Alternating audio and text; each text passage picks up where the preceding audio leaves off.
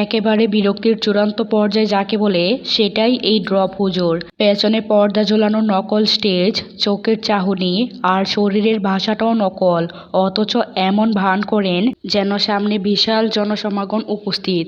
শত শত শ্রোতার মাঝে তিনি মধ্যবলি। কথায় কথায় বলেন মেসেজ ড্রপ, বিশ্বাস অর্জনে বলেন আমার অ্যাসিস্ট্যান্ট তিনি।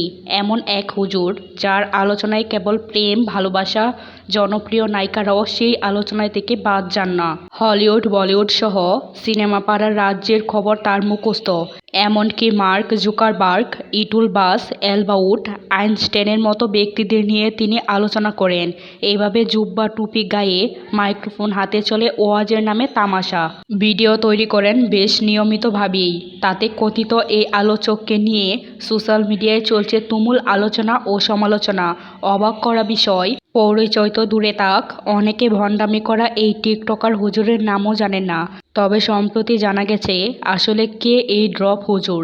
এমনকি মিলেছে তার অতীত জীবন আর নানান বয়সের ছবিও। বেশিরভাগ মানুষ তাকে ড্রপ হুজুর নামে চিনলেও দেশজুড়ে বিরক্তির কারণ বনে যাওয়া এই বক্তার নাম আবু আবদুল্লাহ মোহাম্মদ। থাকেন রাজশাহীতে।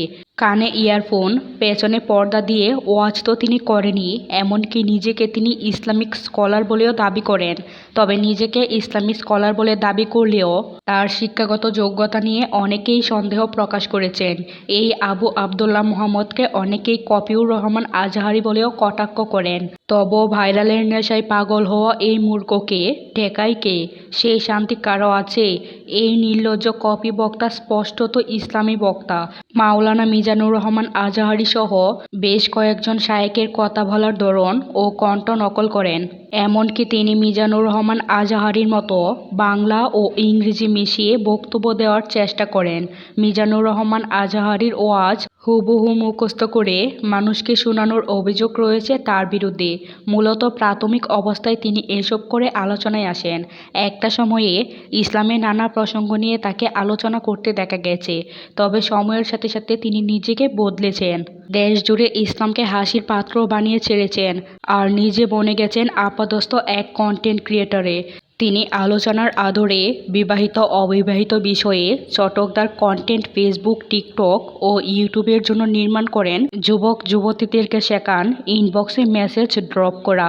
তিনি কথায় কথায় বলেন যুবক সমাজের উদ্দেশ্যে মেসেজ ড্রপ করছি, তোমরা যারা রিলেশনে আছো ইমিডিয়েটলি তোমরা তোমার পার্টনারকে একটি মেসেজ ড্রপ করো। এটা হচ্ছে তার ওয়াজ করার ধরন। তার ব্যক্তিগত অ্যাকাউন্টে কেবল নারী রিলেশন আর সিনেমা নিয়ে আলোচনা। তার আলোচনায় অভিনেত্রী থেকে শুরু করে বাদ যায়নি নীল ছবির তারকারাও। এইসবের কারণে তিনি ব্যাপকভাবে সমালোচিত হন। তবে প্রতিটি ভিডিওতে তিনি দাবি করেন এইসব ইনফরমেশন তাকে তার পার্সোনাল অ্যাসিস্ট্যান্ট দিয়ে থাকেন। তবে সম্প্রতি তার এসব মন গড়া কথাবার্তায় ফুঁসে উঠেছেন অনেকেই। দিনদার মুসলমান মাত্রই উচিত এই রকম বক্তা ও ঘরে বসে তৈরি করা ফেক ওয়াজ সম্পূর্ণরূপে পরিহার করা।